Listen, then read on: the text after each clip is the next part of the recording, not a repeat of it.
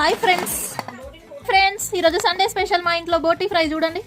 మంచిగా first hot వాటర్లో ఇట్లా తీసేసినాక మీద బొంత పేలకలకు మీద ఉంటుంది కదా, అదంతా స్పూన్తోని కానీ నైఫ్తో ఇట్లా క్లీన్ చేసుకొని నెక్స్ట్ ఒక 3 విజిల్స్ పసుపు వేసి 3 విజిల్స్ ఉడకబెట్టినాక ఇట్లా ఫ్రై చేసుకోవాలి. ఇక చూడండి ఇప్పుడు టేస్ట్ చేస్తాం. ఇది వచ్చేసి బ్రెయిన్ కర్రీ చూడు, సేమ్ ఎగ్ ఫ్రై లాగానే ఉంటుంది. ఇది చలికాలం ఇట్లా మంచిగా వేడివేడిగా తినాలి. ఇంకా తలకాయ కూర అవుతుంది స్టవ్ మీద. మీరు ఫస్ట్ విత్ బ్రెయిన్ కర్రీ అంటే మస్తు ఇష్టం. మా డాడీ ఉన్నప్పుడు ఫుల్ తినేదాన్ని.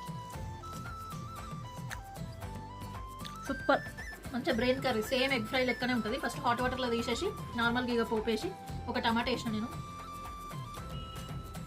సూపర్ ఉంది.